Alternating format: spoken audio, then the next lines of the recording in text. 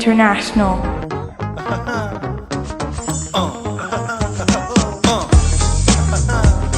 Yeah.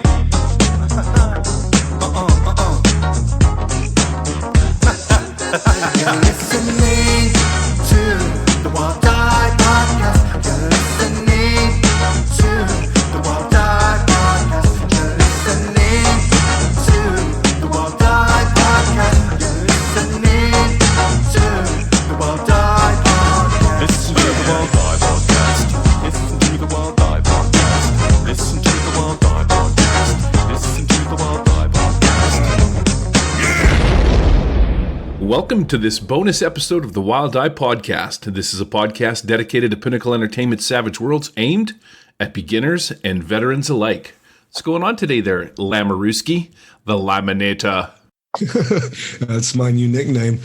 Going great. It's a nice weekend out. We're just a couple weekends removed from Con on the Cob, where I'll get to cuddle with you a little bit. So I'm looking forward to it.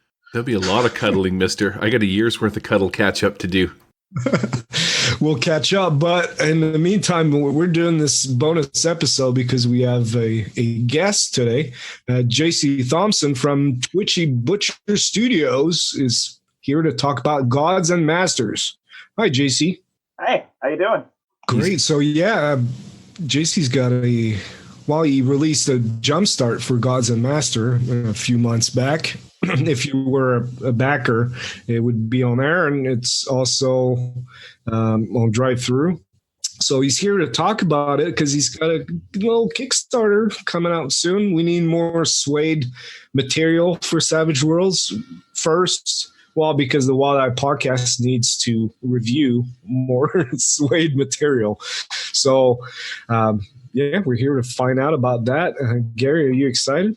I'm absolutely excited. I'm still kind of stuck back in the cuddles. I want to go back and talk to that, but I guess we could carry on and do this Jumpstart of this cool-looking new Jumpstart thing we got going on here.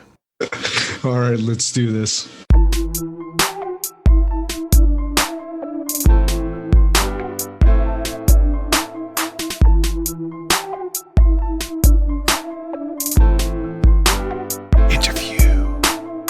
Well, first, let's get to know JC a little bit. So, who the hell are you? Wow. I've often wondered that myself. So, let's see. I was born and raised in North Carolina. I didn't actually play any RPGs until, maybe freshman or sophomore year of college. My family didn't really go for that sort of thing. We come from that part of the South. And some of my college friends introduced me to Deadlands Classic. I fell in love with the lore pretty much instantly, but I thought that the rule system was a little too crunchy for my liking at the time. And so pretty soon I was telling everybody, hey, did you know that there's another version? And within 6 months, I was running that. I've been running Savage Worlds pretty much ever since. It's always been my system of choice pretty much from the beginning. Nice. Well, you're welcome on this show anytime there, now that you've said that. Fortunately for you didn't say Genesis, or this interview would have been the shortest in the world, right, Eric? Because we love Genesis. Just kidding. Do we have to go there? So, JC, how long have you been a game designer? Let's see. It's now 2019. I wrote my initial draft of this starting in 2003, 2004. I was all ready to hit the submission button to Pinnacle to become a licensee, but then I realized that there was some stuff that honestly, the setting was too large. I was doing basically an entire continent. Everything was a bit spread out. There were Savage Tales that were taking place hundreds of miles apart without very much to hold them together. So I realized that what I should really do is focus down on a single part of my setting, my favorite part, and basically run everything out of that. So my rework started in maybe 2006. I was just about done before I got the announcement that SWADE was coming out, and so I've taken the next little bit of time to rework everything, make sure all the mechanics are up to the current specs, and then here I am. Okay, I have a question here. Either you said 2006 and meant 2016, or you knew 10. That one, sorry. Like you knew 10 years before. Okay. What year is it? 2019. Yeah. Okay. Right. Yeah. Sorry. So- 2016. Yeah, it's so been about you- 3 years that I've been You what the started concept about is, 6 years ago. Then is the gist of when you sort of started doing this? pretty much. Wow, it's amazing when you talk to people that put stuff together how long it actually takes. I'm sure there's a lot of other things, life in between and stuff like that. But it's just watching Eric do the Wise Guys kind of deal in the 2 years that he's sort of been plugging away at that is you can see how it can take such a long time. Is there something in the water in North Carolina that pumps out so many people that put out products for Savage Worlds? Because isn't that where that's kind of like where some of the big wigs live in that area? Yeah, I actually, my very first game convention was Mace West, and I met the Blacks, and Shane was at one of the cons pretty soon after I got into the community too. It was actually very helpful early on when I was just starting to dip my toe into game design to talk to people who have been doing it for a really long time. Oh, nice. Did you go to school or have any kind of pre-education in game design, or did you just, like most of us, look it up on the internet? Oh, no, not at all. That being said, I did study journalism at Appalachian State, so I did have to learn how to write concisely, which has been a big help. Oh, that makes me super happy. You've actually said quite a few things that have made me super happy. I like the fact that you condensed it into one area because the whole, universal scale of adventures that haven't, you're stretching the bounds there for a minute. And I did read the Jumpstart, and it's pretty good. I gotta say, I was impressed. I really liked the adventure that's written in there, the Blazing Hammer. As I was going through that adventure, I was like, okay, this is actually really cool. I like the layout. I like the traps. I like how you sort of work your way through it room by room, which is, what was the last one that I did, Eric? City of the Steam Sun?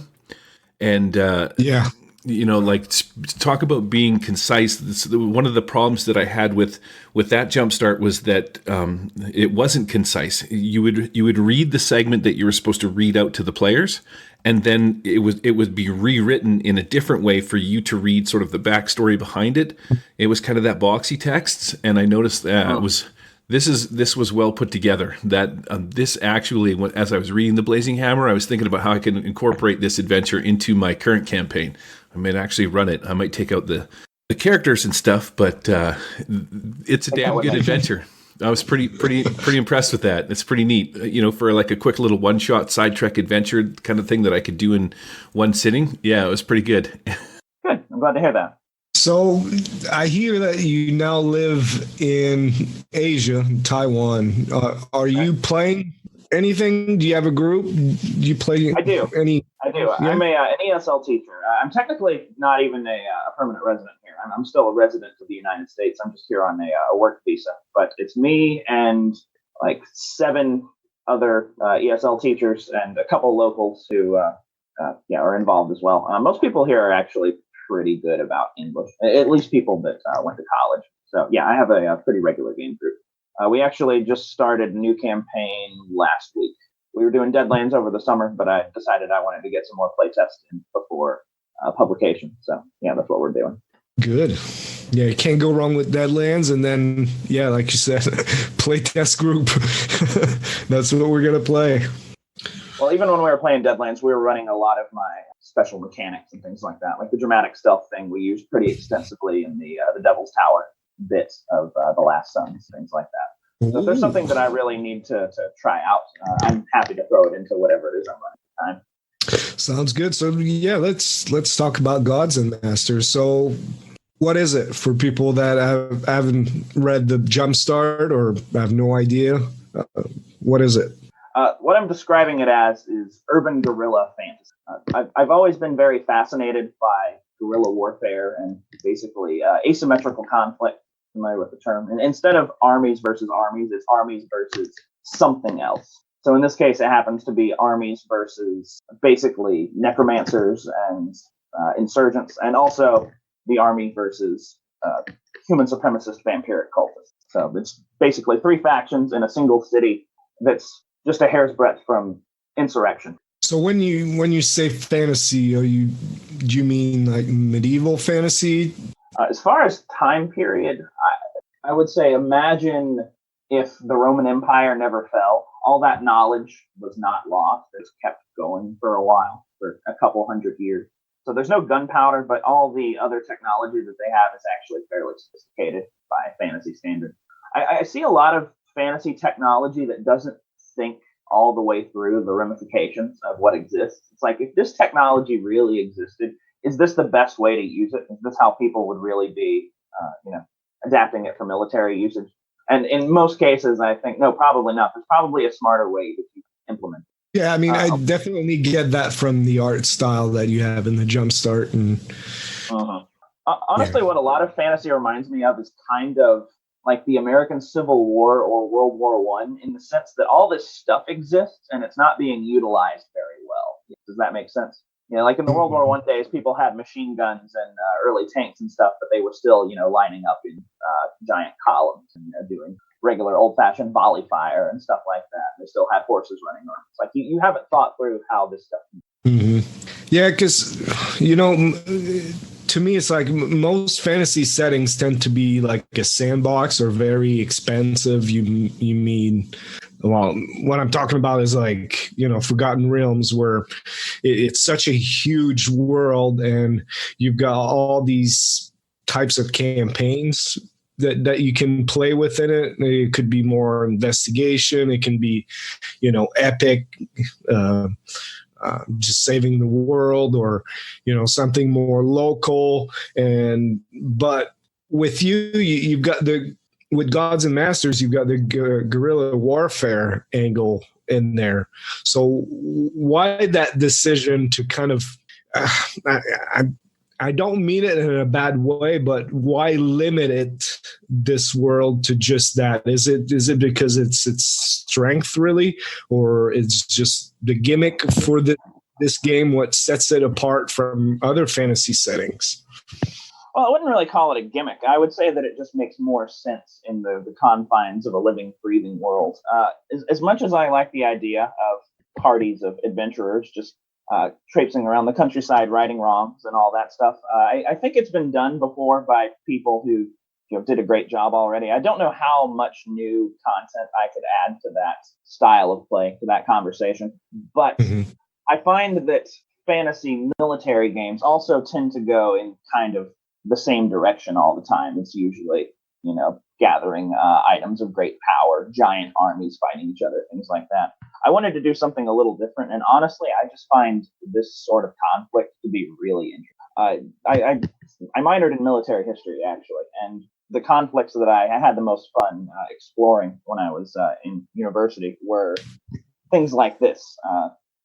Not to say political in like the modern electoral politics sense, but political in the backstabbing, double crossing, along with all the violence that's going on. So it's my understanding then that you play in like sort of inside the confines of a city, and you can choose one of two races. You've got the humans or these lizard or reptilian like Aenir.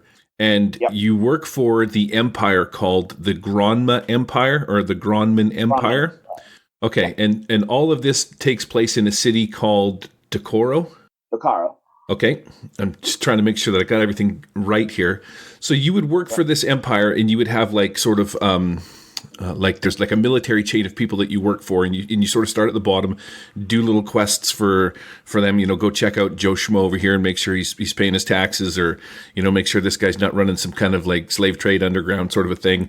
And those would be the kind of quests that you would do, and then you eventually sort of like work your way up to the chain, or through the chain where it becomes more political, and then you start getting sent out on quests where you go sort of towards maybe attacking. There's three. Like there's the Church of Leshna, which is the vampires, and then there's these Nakaraj guys. I think I might be Shadow Army, right, and they're like the rebels, right? So then you start branching off into going and investigating that, and that's how the sort of the story comes together. Well, you've described one of the ways that a campaign. So the way this works is there are 3 playable factions that are all playable. Character creation is a little involved. So the beginning of the player's guide, the first 5 chapters have the setting rules, the basic flavor text, the edges, the hints, the races, all that sort of thing, the magic system. But then following that, there are the factions. I say real early on, before you really even get into character creation, that your team, that is to say your player group, needs to decide together what faction you want to play at. And then you get an additional list of edges, hindrances. There's a unique arcane background for every faction that has a more religious component. And there are also what I call advantages and disadvantages, which are basically edges and hindrances, except they apply to everybody on that faction. Mhm. So yeah, those three factions that basically affects every scenario, because the way you've got it set up is that any scenario can be tackled by any of the three factions, but by two of the three. Two of them? Yes. So I tried doing more generic Savage Tales, as it were, but I found that what really worked best is you have a Savage Tale where one faction is the antagonist. They're doing something bad, and then it is up to the other two to get involved and try to stop them in one way. Now, because of the limitations and advantages of the different factions, if you play the same Savage Tales two different ways, it's going to be a very different. You're going to have different motives, a couple different story hooks to get different teams involved, and then you have a showdown against the antagonists of the third faction, who are the ones that have caused everything. There are 10 Savage Tales, and so there are 3 for each, and then there is one extra one where if you're not an Imperial, they find out where you're hiding and come in to break down your door. So 10 in total.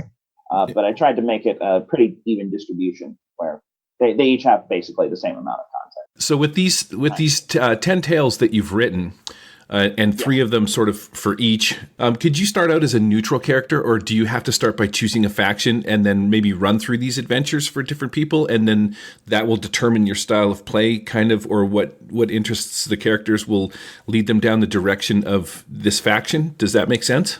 You could plausibly start out as a neutral. I don't address it too much in the game, but there are a couple of stretch goal Savage Tales that could be playable by anyone. There are some mundane, non-political threats in the city that crop up from time to time. There are a couple of monsters is the wrong word, but a couple of more savage creatures that could be dealt with.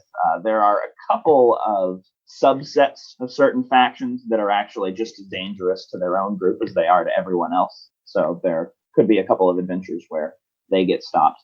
But the core 10 that I have right now basically assume that you have a faction to go with. Would you call it a plot point campaign, or it's just independent Savage Tales? No, I wouldn't call it a plot point.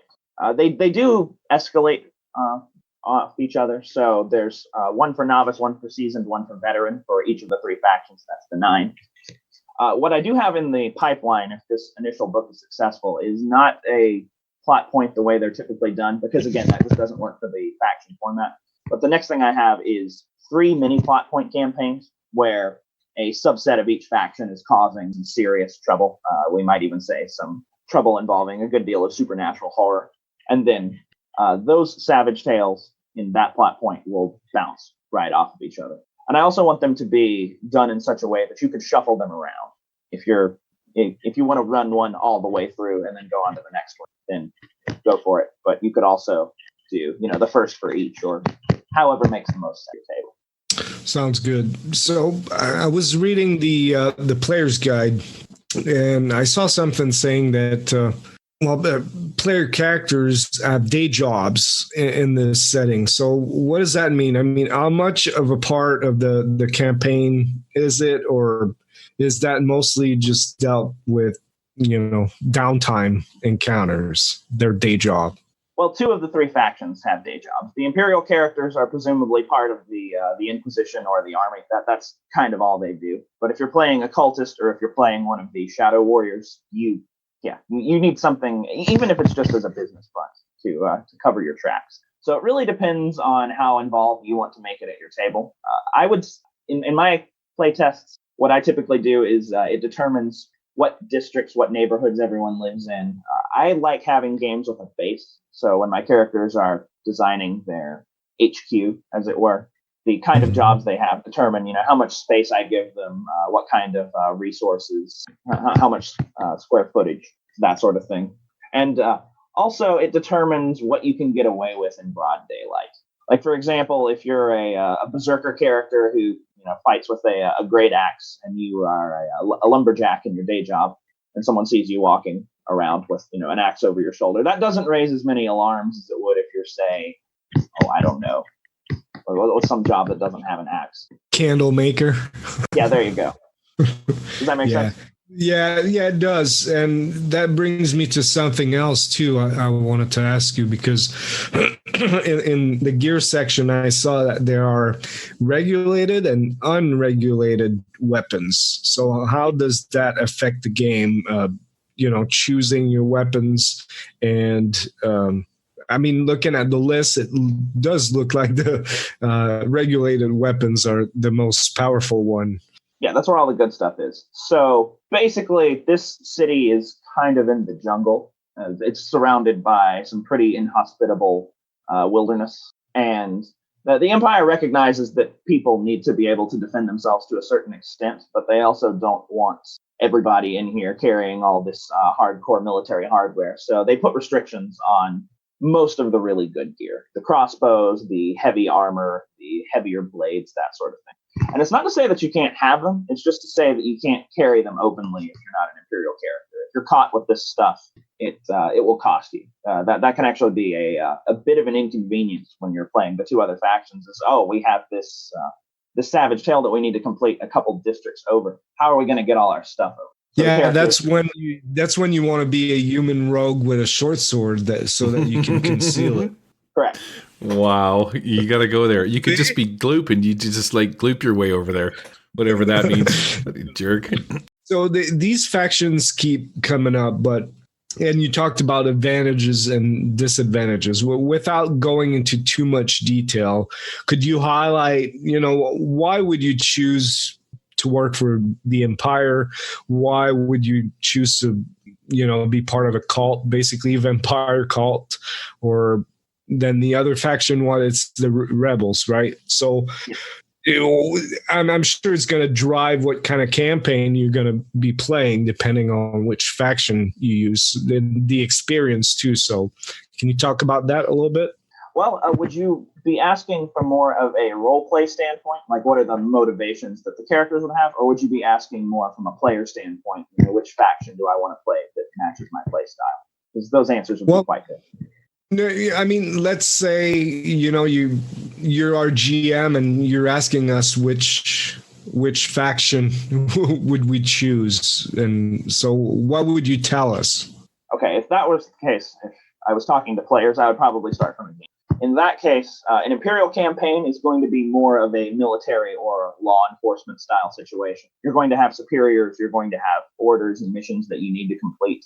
You will also have certain limitations. If you want to draw the rebel leader out of his house, you can't, just put up a sword to his daughter's throat and threaten him that way, that sort of thing. There are certain obligations that you have to take into consideration when you're completing your missions. You're probably allowed to carry better weapons too, right?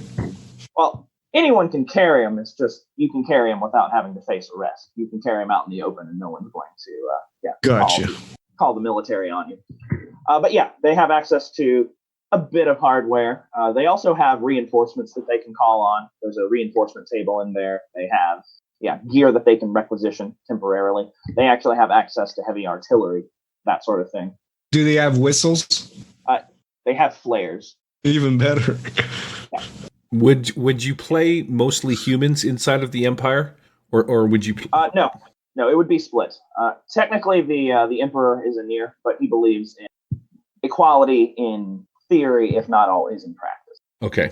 Is it a case where the officers are usually a Nier? Yes, because they live a lot longer. Positions of seniority don't open up that much, and so are you going to go with the human who's been in the army for 20 years, or are you going to go with the Nier who's been there for 200? Makes sense.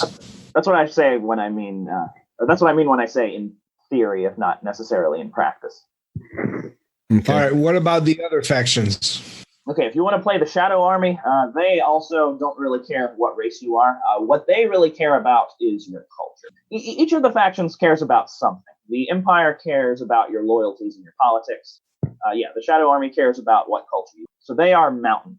They call everyone else Flatlanders. And even if you grew up in the mountains, if you didn't grow up in their mountains, you're a Flatlander. And if you're not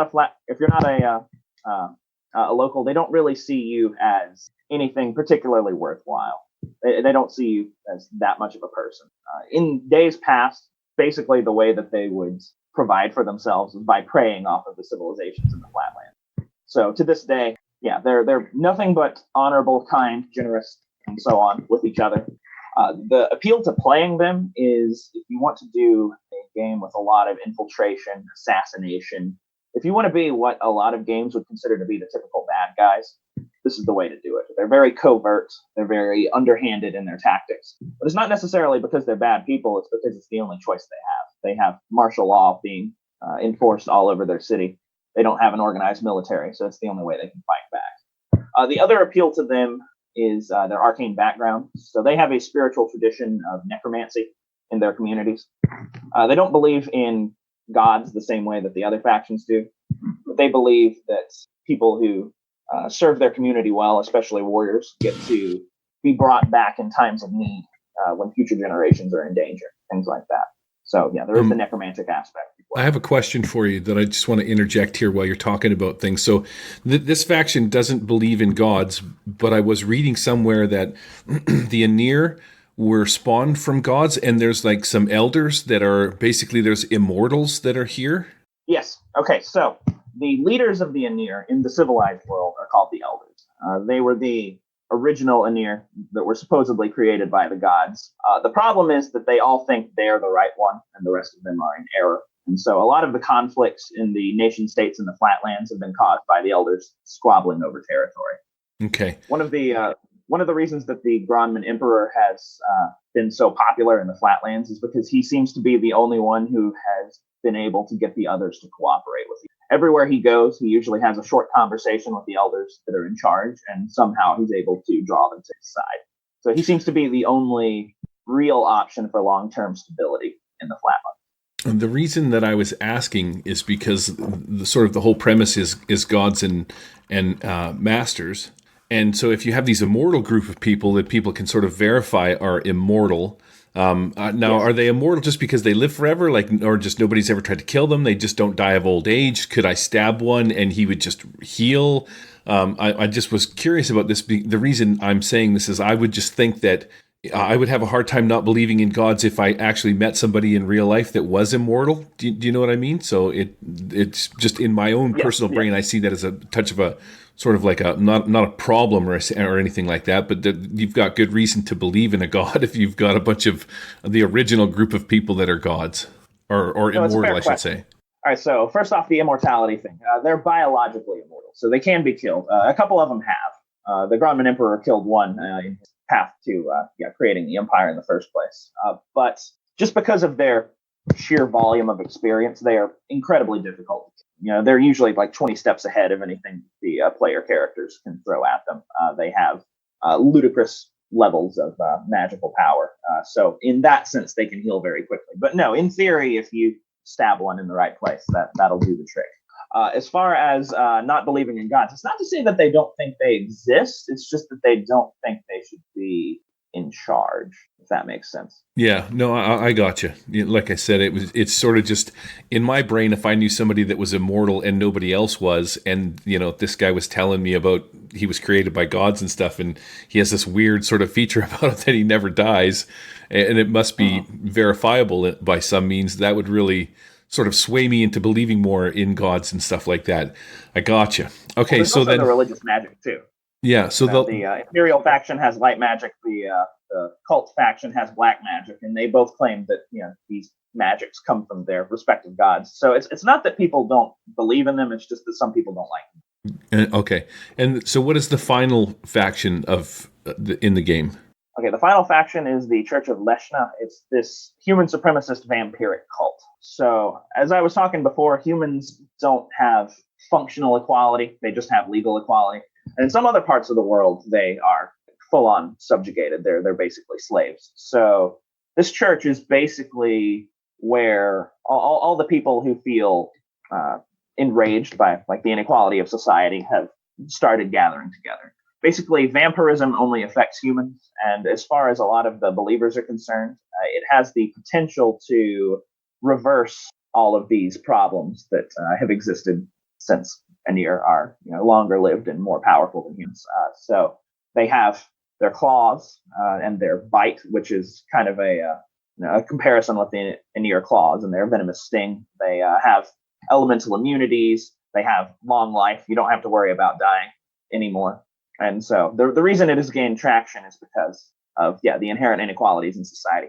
However, the gods that may or may not rule this church are pretty bad. They require blood sacrifices. There's lots of sacrificial rites. They require a lot from their believers, a lot more than the imperial gods do.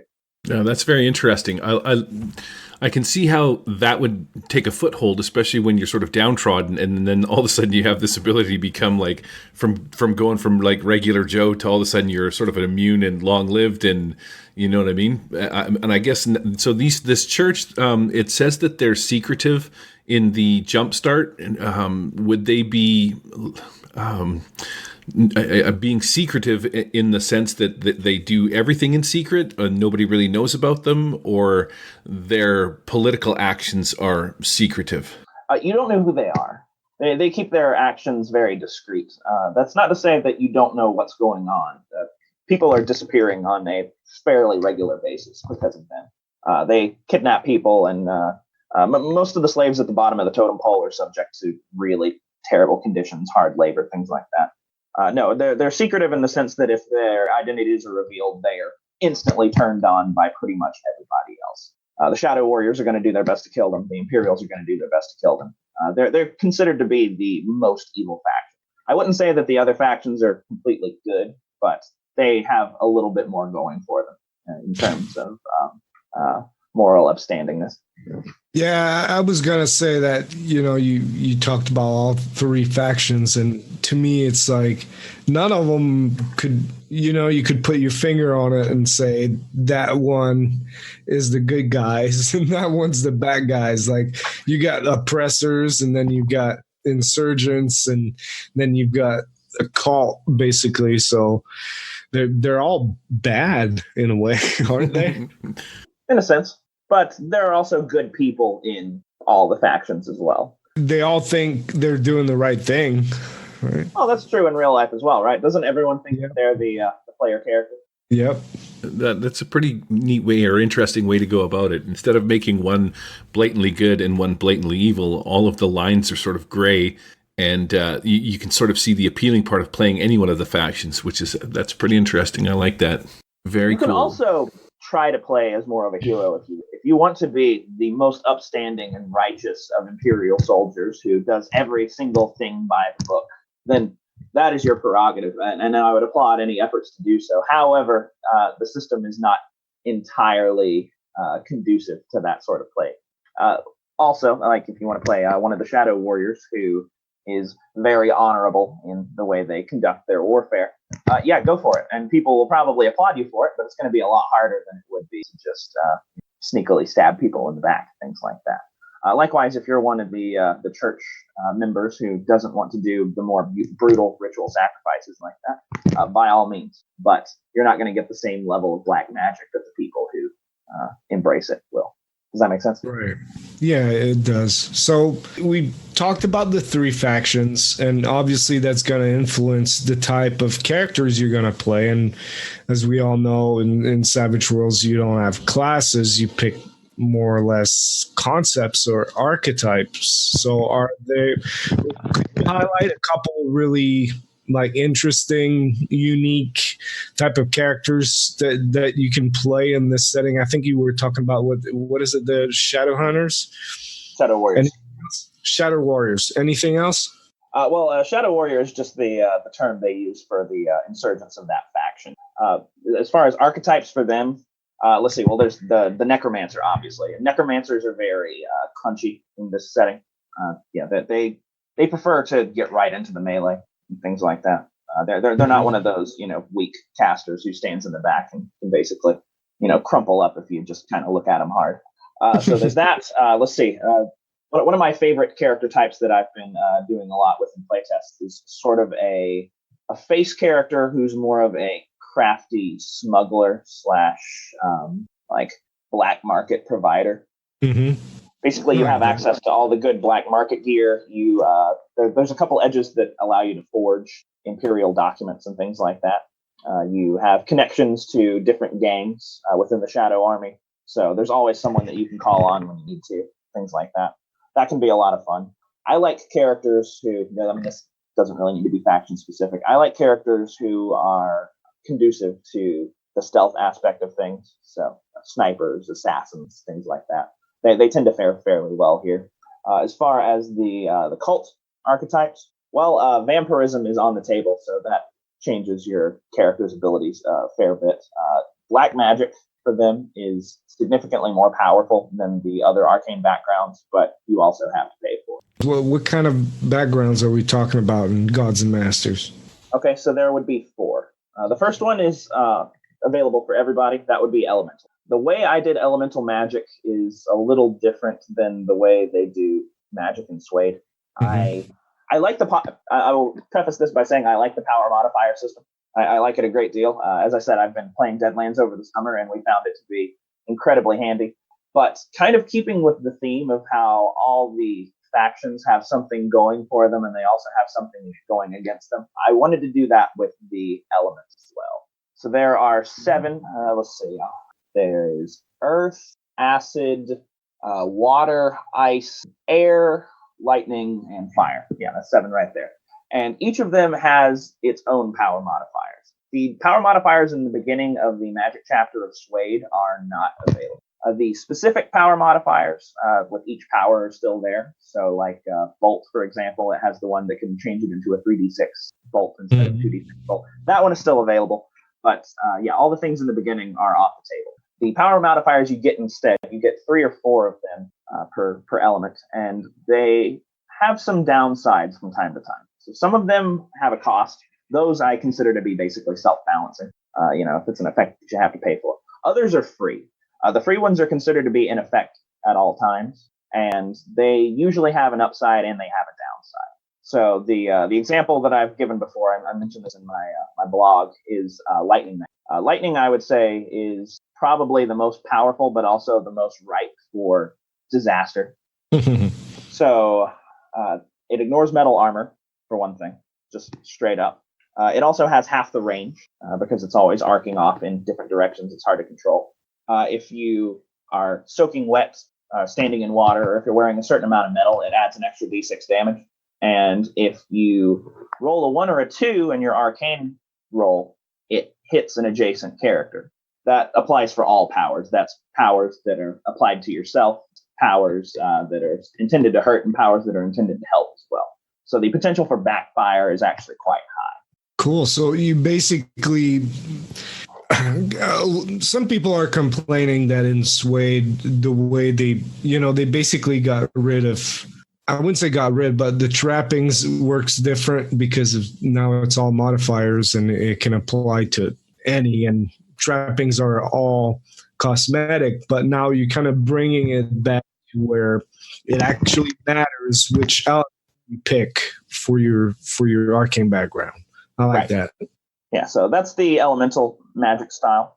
And then we go into the faction-specific styles. So the Imperials have light magic. The way they do things is based on the old sinning rules. There are a few different gods to choose from. They all have their own sin. That one's pretty straightforward. The nice thing about light magic is it is very effective on vampires and the undead. And you're going to be coming up against those a fair bit playing as them. That one is pretty much exactly what you think it's going to be. There's really no surprises to be had there. The necromancy one is a little more out there. Okay, so a necromancer starts out with 3 powers, 2 powers plus what's called raise dead. You start out only being able to raise zombies because they have been freshly slain, but basically as you get more powerful, it's through rising up through the different ranks. You eventually get access to skeletons, mummies, and they each have their own stat difference, things like that, and in much greater quantities as well. How did you handle vampires? You can actually play a vampire, or do you just play, say, like a subservient to a vampire, and if you do enough missions for this vampire, he'll eventually convert you into one, or you're full vampire? And if you are full vampire, what are some of the you've got the tropes, the garlic, the holy water, the cross, that kind of thing. What did you throw in here for immunities or vulnerabilities for vampires? Okay, so I actually divided up into kind of two stages. And yes, you can play vampires eventually. I wouldn't recommend starting out that way, and I honestly don't think you would want to. So it's a supernatural disease that started a few hundred years ago, and it's also what gave the Church of Leshna its first real surge in numbers in quite some time. But it's called the corruption. The corruption basically is kind of my attempt to make some sense of the different vampire archetypes that we see in fiction. If you go really far back, you see vampires that were basically human, but they just were able to do some crazy stuff at night and had to drink blood from time to time. That's basically what you are when you're corrupted. You can still walk around in daylight. At nighttime, you have all these different abilities. You get the undead treatments, so +2 toughness, +2 to recover from being shaken, all that sort of thing. And you have to drink blood not very often. In the sunlight, you lose all of those abilities, and you also get a level of fatigue. So you're definitely weaker in the daytime, but you can go on existing as a person. If you die when you're corrupted, and corruption also increases your lifespan pretty significantly on its own. So a lot of people who look for the corruption only hope to take it that far. They don't want to go on to the next stage. If you're killed when you're corrupted, and it was not basically a shot to the head or the heart, because those are the vampiric weaknesses, you become a full-on vampire in a few days. Those have a lot more bonuses, but they also have a lot more problems. They basically burst into flame the second they touch sunlight. They also lose all their powers in the light of day. They're more instantly recognizable for what they are, and it's harder to live a normal life. Basically, at that point, you have to kind of retreat into the shadows and have lackeys do all your stuff for you. Yeah, that becomes different. So, all right, you just talked about magic. So I still have one more if that's all right. Okay, yeah, go ahead. Okay, so the last one is probably the most OP. It's called Arcane Background Occult. And with that one, the reason that I used the old Sin mechanic for the past edition of Savage Worlds for this, for light magic, is partly because I just like how it's done, but also because I wanted to provide some contrast with the Gods of Shadow. So the Gods of Shadow are not the Gods of Darkness. Shadow is light and dark mixed together, and that's how they operate. They embody two different aspects of the same greater truth, would be the way they explain it. So there's a god of life and death. There's a god of creation and destruction. There's a god of courage and fear, pleasure and pain, things like that. And you have to basically make sacrifices to them in order to keep your powers. There are 3 different levels of sacrifices. The small sacrifices you have to make once a week, and if you don't make those, you lose your powers straight up. They're also not very difficult but most of the smallest levels of sacrifices aren't things that are even illegal in the strictest sense. Like the god of life and death wants you to basically tend like an herb garden. He's believing in promoting life in the little ways. When you get up to the slightly larger sacrifices, they're going for things that are a little more out there. And if you don't do those once every fortnight, then it is a -4 to your cast, because they're not that hard to meet. You should be able to pull it off without raising too many eyebrows, as long as you're discreet. Then you get into the major sacrifices, which need to be done once a month. Those only give you a -2 penalty. I say only. -2 is actually a fair bit in Savage Worlds. But those are rather extreme. Those are the ones that involve lots of ritual sacrifices and killings and things like that. And they're pretty much all illegal. So the other thing about them is each of the gods basically stacks with the first one. So if you pick Arcane Background Occult, you start out sacrificing to Leshna, who's the main god. He's the god of creation and destruction. The other gods of that arcane background will not give you powers in and of themselves, but what they will do is they will give you more power points if you start sacrificing to them as well. They'll also give you one other bonus in addition to your power points. So you can plausibly, you can only take new power points every so often. You could plausibly take a lot more power points with this, but it's going to start costing. You're going to start having to do more and more things, serve more and more gods, and do more and more dark rites, ritual sacrifices, and all that sort of thing. And then kind of the final thing with occult that turns you into a proper monster is there's an edge that I believe it's currently accessible at Veteran called Embrace the Darkness. It's one of my very favorite edges. So with Embrace the Darkness, all your current power points are double, straight up. It is a huge boost. However, all those sacrifices have to be committed every week from here on out, or else you lose every single thing. So there is basically no way not to become a terrible serial killer at this point. There's great power, but it's not free. It comes at a significant cost. I want to play that. That's awesome. Is there magic items in the game? Eric wants to know. This was his priority question. There are magic items, but they're not enchanted as such. So there's alchemical stuff. Alchemical stuff is pretty commonplace. It's readily available. There's healing potions. There are a lot of analogs to modern day things that you might see in guerrilla warfare. There's basically a version of a flashbang. There's explosives that can basically embody any of the elements. You can have, a potion that explodes lightning or acid or whatever it is that you want. So there's that sort of thing. And there are also celestial relics. So again, going back to that whole people kind of know that the gods exist. Supposedly, the celestials, which were the gods, lived this place actually a really long time ago. And there are still ruins that people crack open from time to time that are full of all kinds of horrific monsters and mutated creatures and things like that. But they also have great treasure in them. There used to be a lot more trade in ruins and artifacts, but basically since the Empire has taken over this city, the trade has slowed down to a trickle because they're dealing with warriors and basically insurgents outside the city. But some of the major NPCs and even some of the minor NPCs have access to some of this stuff, and you can get it on occasion. The Shadow Army in particular has access to materials that are salvaged from the Celestial Ruins. So there are a couple of metals that you can get weapons made out of with different abilities and things like that. And they also have some other materials as well, like you can get dragon leather instead of regular leather armor. You can get dragon bone bows, which have some nice bonuses and things like that. So yeah, there are definitely magical items, but I tried to keep it a little more low magic than what you might see in a lot of other settings. Fair enough. Speaking of items, gear, so I was reading a little bit about the crossbows, and I thought they were pretty cool.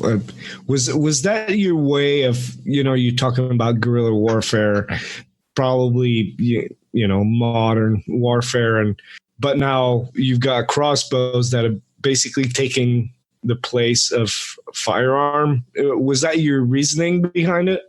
Yeah, partly that. I mean, the proliferation of rifles in the modern world is one of the reasons that people are able to wage guerrilla warfare so easily in this day and age. So I kind of wanted to make an equivalent for back in that time. Actually, using a bow properly is something that takes a fair bit of practice, right? In fact, when firearms were first becoming a thing in the real world, one of the appeals to them is, even though it took a lot longer for them to load and fire, it was the fact that any idiot could do it, right? If you wanted somebody to shoot a longbow, they would basically have to train from childhood. Whereas if you just take your average farmer and give him, 2 days of training, you can teach him to fire a musket fairly easily. I kind of wanted crossbows to be that. It's basically the great equalizer. It's the reason that the Gronman Empire isn't able to completely dominate this region as much as they would like to. Yeah, and you get quite a few different kinds of crossbows, right? You got the what's it called, arbalester, and then you've got regular arbalester. You got the repeating one. You got pistol crossbows. So there's some for the whole family, basically, right? Yep, there's one that's in a Savage Tale called a Siege Crossbow, which uses the cone template. It just shoots off a bunch of darts in kind of a fan shape. It is exceptionally heavy, so you're not going to be like jumping across rooftops with it or anything. And then, of course, the Gronman Empire has Ballista, which is basically just a big crossbow. Bowtech is something that I really wanted to focus in on. There might be some more additions to that sort of thing in later installments. Oh, and one of my favorite items is for the Shadow Army. They have what's called a canister bolt. It's basically a shell that fits on the front of a crossbow bolt and can hold a potion. Ooh. So if you want to turn it into a grenade launcher and start lobbing balls of lightning or fire, whatever you want, at your enemies from a long range, you can do that as well. It basically turns a regular crossbow into a mobile artillery platform. Simmer down, Lamoureux. Simmer down. Excellent. Something else that I read too that I thought was pretty cool, the dramatic stealth setting rule. So what is that for, and how does it work for people that hasn't read it yet? Because I thought that was fun. Okay, no, you like that? All right, good. It's come up in playtest a couple of times. I actually ran this for my Deadlands game over the summer. We were doing the Devil's Tower section of The Last Sons, and we used it to murder most of the crossbreeds before they noticed that anyone was there. So dramatic stealth is basically a rule subsystem that's, I would say it's not nearly as complicated as like dramatic tasks or social conflicts or anything like that. It was very important to me that you be able to stick it on top of a combat encounter and not make anything that much harder to manage. I don't want to get too much into the mechanics, obviously, before I go to Kickstarter. But basically, every time you mess up, you escalate the level of awareness that the guards have. They start out being basically just doing their jobs, patrolling their routes and things like that. But as you fumble around in the dark, stump your toe on the wall or whatever the case may be, eventually they start to realize that something's amiss. And then if it keeps going, they know that you're there. They're just maybe not exactly sure where you're located yet. And then, of course, beyond that, you're spotted in combat. The other thing about dramatic stealth is it is not based on the party's stealth situation. It is based on the individual character's stealth situation. So if you have one character who just messes up all his roles in the beginning and is revealed, it doesn't necessarily reveal the presence of the rest of the party. Now, that being said, if you have one character who's out in the open and all the sentries are attacking him, they're probably going to be looking for everyone else a little bit harder. And so all the roles that the rest of the party is going to have to make are going to be increased in difficulty. But if you have some really stealthy characters, they could plausibly stay hidden and get all the surprise attack bonuses throughout the entire encounter, while the meatheads who are making too much noise are the ones receiving the brunt of the attacks. Does that make sense? Oh yeah, I like that. I mean, I know you mentioned you don't want to talk about the mechanics too much because it might change, but what I got to read, I thought it was, sometimes people add rules and it's like really cumbersome. It adds a level of complexity, but that one I thought was fun. I've seen other types of dramatic, well, I wouldn't call it dramatic stealth, but alarm, like you're trying to infiltrate a fortress or whatever without the guards knowing that you're there. I've seen it with tokens, but that one, if it stays the same way it is in the beta that I read, I could see myself using that. That looks like a lot of fun. But it's not going to change in the broad strokes. We've pretty much clamped down all the major details. It's just a couple of the specifics might change a little bit. But no, it'll be more or less what you've already seen. Is there anything else inside of your setting that you want to touch on that you think that you want to bring to the sort of the light of day we might have missed, or things that you find interesting inside it that you like? Well, as far as rules are concerned, I also have a mechanic for interrogation. Oh, nice. Not just for interrogating someone, but also for resisting interrogation. I like that. Not to go into the specifics too much, but the higher your skill is for interrogators, I believe it's taunt, intimidation, persuasion, the things that you would expect. For the people being interrogated, it's spirit. And the higher your die type is, of course, the better chances you're going to have overall. But there's one little mechanic in there that makes it not 100% reliable. There's still a chance that the interrogatee will be able to pass on some fibs as truth. While you're very interesting. So what's fun with that is where you get interrogators asking several questions. Say they get 5 questions answered, and 3 or 4 of them are true, and a couple of them aren't. It's like, how much should we trust this information? Or are we going in here completely blind? Or sometimes you think, oh, we've got this situation figured out. We know how many hostiles there are. We know where they are. And they go in to find out. But no, none of that was true. Yeah, that interests me on a sort of a separate level. One of the things I was going to talk about in my own personal podcast was detecting lies, short of magic. If you just meet an NPC and he's telling you a story, let's say he wants you to go, rescue his daughter from a certain place, because these guys are jerks or whatever. One of the things that I've always had issues with is people saying, I just want to do like a perception check and see if he's telling me the truth. And it just, I don't know what it is about that mechanic in itself that just rubs me the wrong way. It's like you can't do that in real life. You can't just look at somebody and tell if they're lying. People don't have these weird facial tics that you might see if you're playing poker and the likes. So to have a system in place where even though you're interrogating somebody, you kind of have to you don't have to take what he's saying at his word, but it'd be interesting to see what kind of mechanics you've got thrown in there so that there could be some truth to it or there couldn't be some truth, and how you can sort of piece things together to tell whether or not what he's saying or the information you're getting is reliable. That's interesting to me.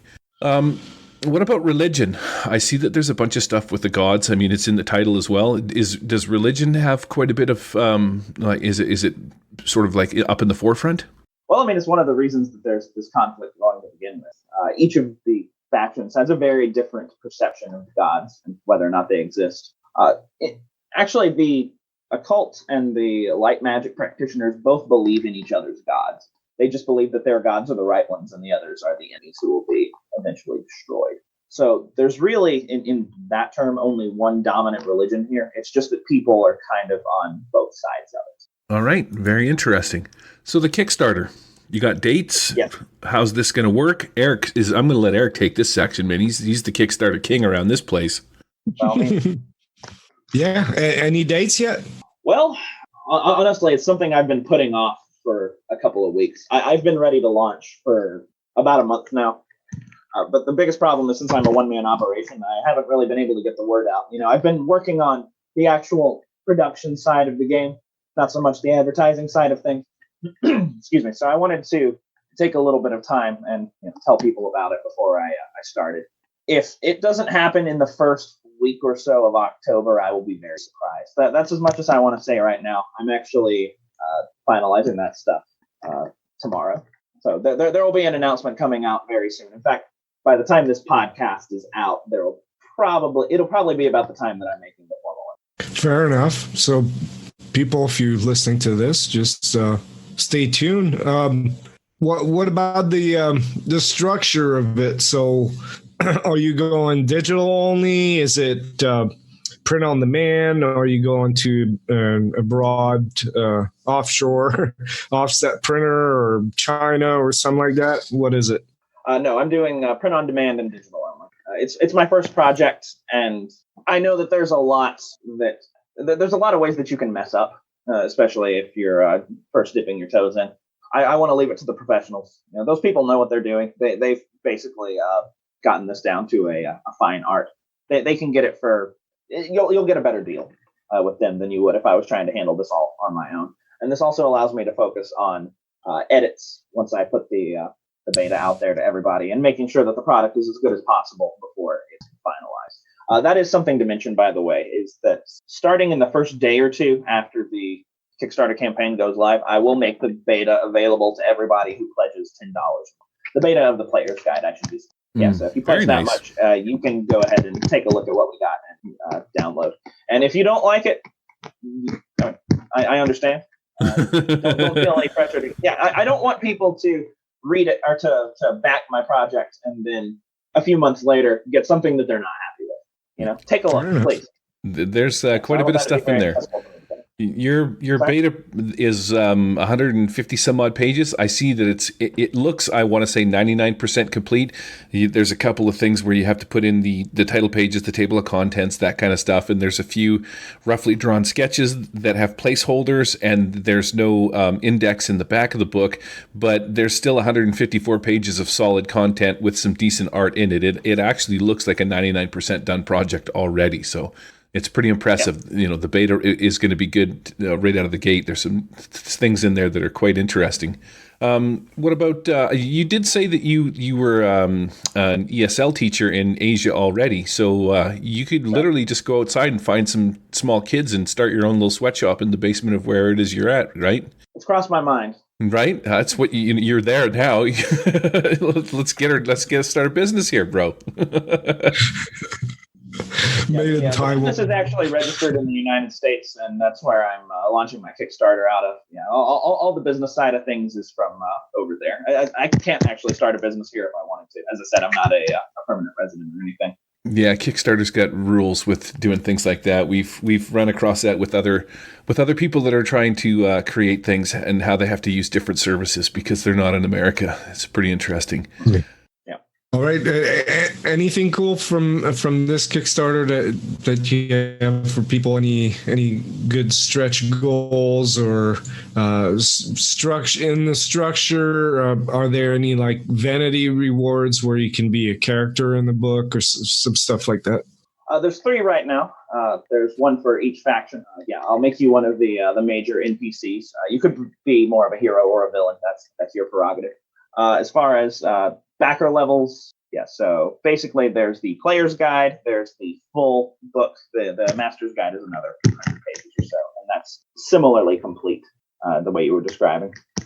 Then beyond that, there's the print on demand, you can get a printed copy for a little extra, and then kind of a big jump to the vanity levels. Nice. Future, if this is successful and it starts doing it, what have you got? Any plans for future? You said that you sort of had to condense this down into what we have now, so you must have quite a few other places that we could go check out, or future writings.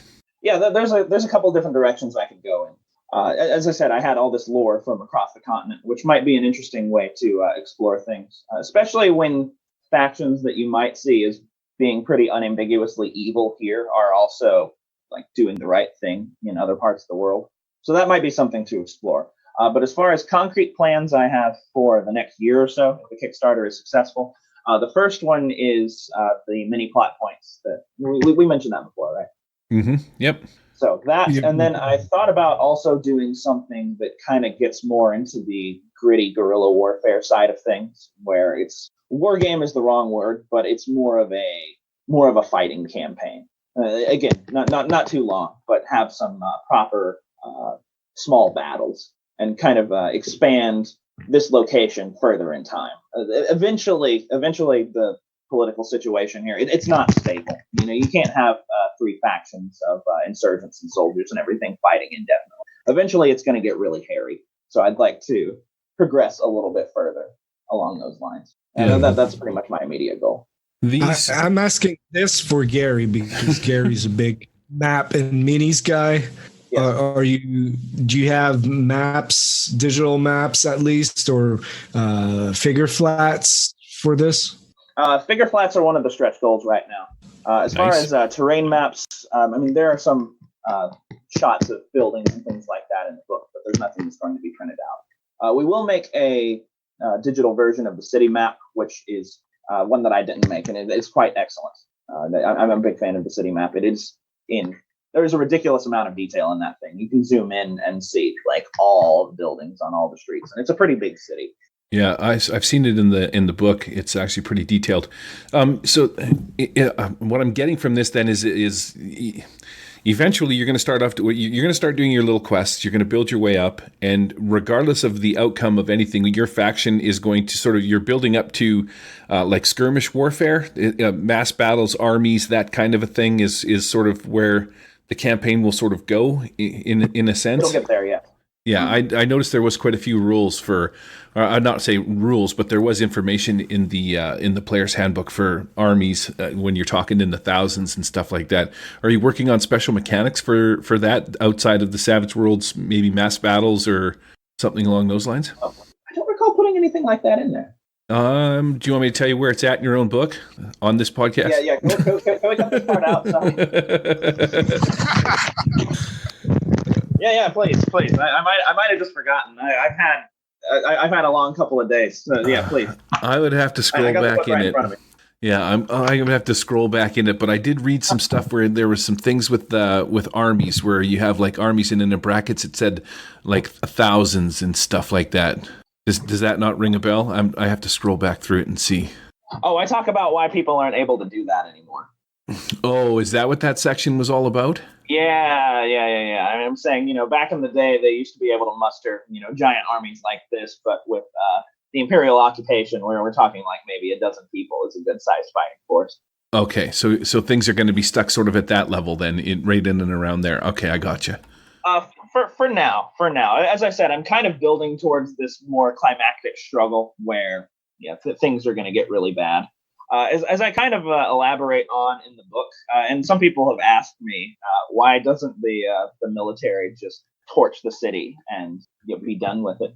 And that's a fair question. The reason being is entirely because of the emperor. He's wanting to promote this idea of a benevolent empire. He's wanting to pull the world out of a dark age, and he thinks that the way to do that is not by killing civilians and children and that sort of thing. However, a lot of the people in his high command don't see things the same way that he does. So if anything was to ever happen to him, not saying that would be the case, but even if just the lines of communication were broken, then suddenly they might find themselves in a much more precarious situation in the city.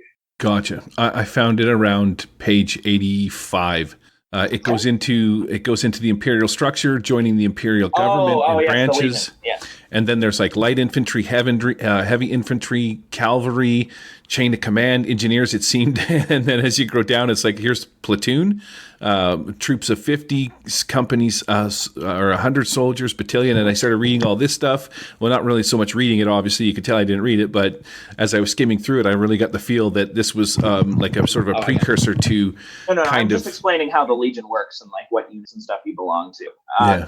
As far as playing an Imperial character, basically you're part of a task force team. So the regular soldiers are doing their patrols and guarding the walls and the main castle and all that sort of thing. But basically you are the hand-picked cream of the crop, and basically you're teamed up with Inquisitors. You could also play an Inquisitor, and sort of thrown together and charged with actively investigating. If you're on the Inquisition side, you're more of the detective, policeman kind of thing. You would probably also be in charge of interrogations and things like that. Whereas if you play a soldier, you're taking orders and you're doing all the heavy lifting. If you play my Jumpstart, you see that the Inquisitors are basically the ones who have to get the Savage Tale going. They're the ones really in charge of going up to that guy's house in the Blazing Hammer and talking to him, figuring out what's going on, things like that. But when it hits the fan, it's the soldiers' jobs to take point and do all the breaching. Yeah, most of the combat and that sort of thing. The adventure is called The Blazing Hammer, and it is in the Gods and Masters Jumpstarter. I did actually take a solid read of that, and if anybody is interested, I would take a solid read of it. This is a cool sort of a blitz through somebody's house, sort of, so to speak. He does run a business, this guy that you're tasked to go do a thing to, and without giving too much of it away, I like the way that you set it up with the different floors, and then each room sort of leads into another room as you progress up, and sort of maybe chase this guy through the house kind of a thing. But it's neat that there's so much stuff in these rooms, and yeah, I don't want to get too much into it, but like I said at the beginning, this is a great adventure. Like even for a one-shot adventure, send your players here and have them go do this, and put this in anything. Just pull out the characters. It very little rewriting, and you could have a cool chase through like a blacksmith's house, and that would take quite a while. It's pretty cool. I like that. It was neat. A lot better than some of the other ones that I've read in other, the other adventures, so to say. This one actually made me want to play it. No, but what I like about this is that, Paris keeps saying that, fantasy is the most popular genre, but when you look at Savage Worlds, there isn't a whole lot of good fantasy settings for it. No, not that Gods and Master is a typical fantasy setting, but I would say just the angle, the guerrilla warfare, the research that went behind that, your education that is used to give it the unique twist is really interesting. And I think you got something solid there, JC. And we wish you good luck with the Kickstarter. I mean, looks like it's almost done, but you just need a little bit of push there to get it out. And I think people are going to be pleasantly surprised. It might be one of those jump starts that, flew under the radar a little bit, but this is why you're here, so that people know about it, because that's one that they should take another look at. Mm-hmm. I agree. This what I usually look for inside of any kind of setting is the legs. If I can look at a setting and immediately think of multiple adventures to run my characters through, then it's sort of spurs me to read a little more in depth into what's going on inside of it. So this was definitely one of them. And, you can never have too much fantasy. That's what I always say. Right, Eric? That's why we got that swing set up in our bedroom, right? Yeah, you'll be my fantasy at Con of the Cobb. I want to play an Inquisitor, and I want to interrogate I want to waterboard you. Is there waterboarding rules? Could I waterboard Eric? I don't get into the specific, this is how every torture works, but there is a mechanic for if you want to throw some torture into your interrogation. Yes, you get a bit of a bonus, but there's also a little bit of a higher chance for backfire there. Oh. Like I could. Well, when you torture people, what you're really doing is they're going to try to say anything that they can in order to get you to stop. And sometimes they might not think that telling the truth is actually what's going to cause the pain to go away. Yeah, that's the thing. What you think they want to hear. Yeah, that's the thing with torture. You can't really get reliable information out of it all the time. So, but anyway, thanks for coming on the show, JC. And like I said, good luck. It was my pleasure. Thanks for having me. Yeah, awesome. Thank you very much for coming on. It was a pleasure to meet you, and looking forward to this coming out. It's very cool.